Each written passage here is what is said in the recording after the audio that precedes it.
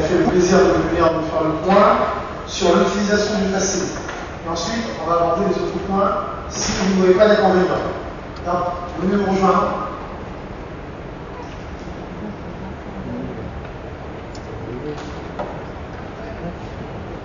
Le passé d'amortissement, c'est le fonds d'amortissement des charges d'électrification. Il intervient au niveau de l'électrification des communes petites rares, ce qui permet à des communes qui ont des projets de demander des aides pour la réalisation de ceci. Les aides en Guyane pour l'électrification de base peuvent arriver à un niveau de 78%. Donc certaines communes en font appel à cette aide-là.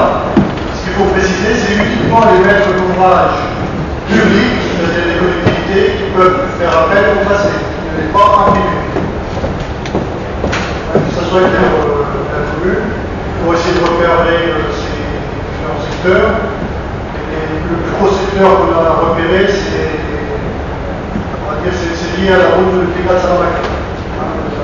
C'est par là où il y a le plus grand secteur qui va à gauche à droite.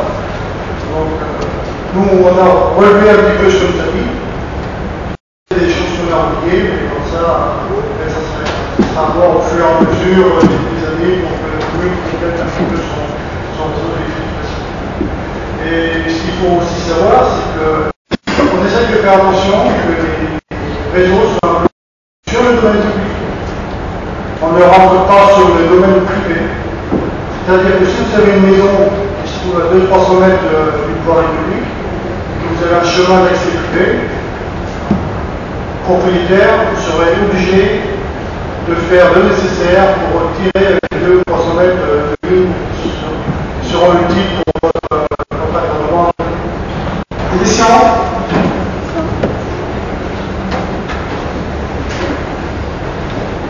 J'ai une question, monsieur le maire, mais c'est pour mon voisin et ami, Richard Pickmaker, il n'est pas là ce soir.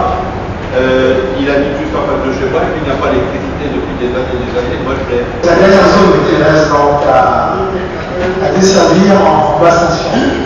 Donc, il reste le PK13 et le PK19-21. Alors, ça fait partie des priorités de la nationalité brésilienne. Est-ce que ce sont des occupants à titre régulier ou non? Alors, je vais défendre des petits cas de conscience, mais c'est. Ironiquement, on va pas marcher, nous. Et ironiquement, j'ai besoin qu'ils ont déjà l'électricité. Oui, je sais. Mais bon, dans un cas tout à fait légal.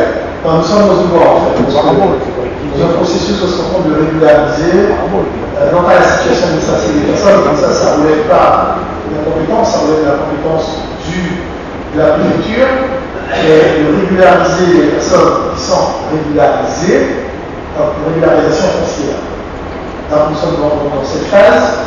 Alors, en sachant quand même qu'on a adressé un courrier à la direction de France Télécom pour leur stipulant très précisément que nous nous opposons à ceux qui installent à nouveau dans les prises du téléphone, parce qu'on constate, alors que nous sommes propriétaires, on constate que dans les prises de téléphone qui s'installent sans l'autorisation du propriétaire, et de fait également, la direction du BS est alertée quant à ces rebugages qui se font à partir d'électricité, avec tout ce que cela gère en termes d'insécurité à ce niveau. Nous sommes dans un processus où on veut régulariser leur situation foncière, mais cela bien préalable, à savoir la situation administrative de ces personnes.